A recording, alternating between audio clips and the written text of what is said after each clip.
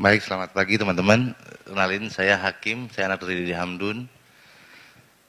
Eh, pada saat itu, habis pemilu kejadiannya, beliau hilang, posisi saya masih umur 12 tahun dan saya di Ambon pada waktu itu masih sekolah. Singkat cerita, kejadian itu berlalu memang keluarga kami hancur-hancurnya sampai kami mungkin tidak muncul. Ini mungkin pertama kali karena ada beberapa alasan psikologis juga kami tidak muncul. Karena ancaman itu datang bukan setelah beliau hilang aja, terus panjang. Setiap kali kami bersuara kami diancam juga pada saat itu. Namun singkat cerita, pada 2014, 2019, kayak yang tadi Mas bilang Prabowo tidak terpilih, karena saya yakin di situ ada doa-doa dari istri yang bangun di sepertiga malamnya mengadu kepada Tuhan mencari suaminya di mana. Ada doa seorang ayah mencari anaknya, ada doa seorang anak mencari ayahnya. Tapi 2024 ini saya yakin kayaknya agak beda nih, karena orang yang didukung oleh Mas sekarang jadi mendukung si capres yang terduga kuat penculikan ini. Nah, maka kami sebenarnya dari keluarga korban, kami ingin mengajukan kontrak politik kepada capres. Karena alasan kenapa kami mengajukan kontrak politik, karena kami capek selalu diludahin setelah pemilu. Pada saat tebar janji, kami semua dijanjikan yang bagus-bagus, termasuk Pak Jokowi ya Pak kemarin ya. Dijanjikan, diundang ke istana segala macam, tapi setelah terpilih ya dilupakan lagi. Makanya untuk kali ini kami berharap, kami menantang kepada capres untuk menerima kontrak politik dari kami untuk menyelesaikan ini dalam 100 hari kerja. Karena hanya butuh kepres. Untuk 4 rekomendasi DPR itu hanya butuh kepres, nggak perlu butuh yang lain-lain lagi. Hanya butuh dari kepres. Berani nggak presidennya? Ini langkah kami untuk kami tidak lagi diludahin setelah pemilu. Assalamualaikum warahmatullahi wabarakatuh. Saya Nafila, putri tunggal dari Noval Al-Katiri yang diculik tanggal 29 Mei 1997 setelah pemilu. Waktu itu saya masih berumur 6 tahun. Pagi ayah saya itu minta diantarin ke pencoblosan. Kebetulan saya ngikut dan dia memang memilih salah satu partai dari 3 tersebut. Singkat cerita, terus kita tuh hari itu tuh benar-benar menghabiskan banyak waktu bersama. Setelah dia mencoblos, pulang ke rumah makan siang sebentar, terus dia ngajak saya untuk ke kantornya. Karena ada beberapa mungkin surat-surat yang dia harus kerjakan, saya main.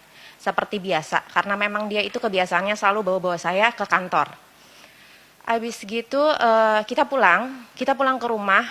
Di perjalanan kita pulang, kebetulan memang ayah saya yang nyetir. Memang dia bersama Ismail. Ismail itu baru kerja 2 bulan. Mungkin masih perlu dilatih. Jadi waktu itu tuh masih ayah saya sendiri yang nyetir mobilnya. Saya duduk di bangku belakang. Lalu dia terima telepon. Kebetulan telepon itu dari ayahnya Mas Hakim, Pak Didi Hamdun. Dan saya cuma ngedengar karena posisi saya itu duduknya tuh pas di belakang kursi pengemudi. Saya dengar, oke, rumah sakit Bunda.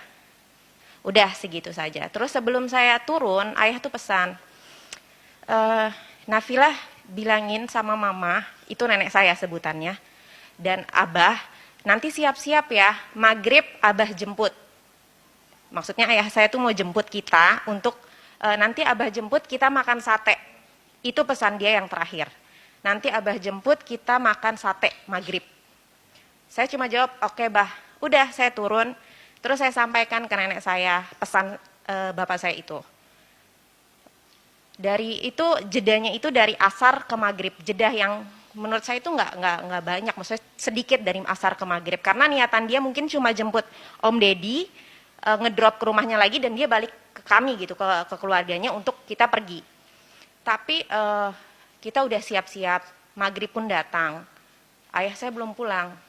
Sampai malam, larut malam pun nenek saya tuh kepikiran, kenapa ya kok belum datang. Ditelepon, sempat ditelepon, tapi teleponnya tuh mati.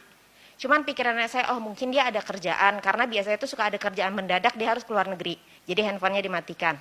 Sehari 2 hari mulai gelisah. Pas gelisah tuh telepon ke keluarganya Om Deddy, anaknya udah pulang belum? Keluarga Om Deddy juga jawab belum.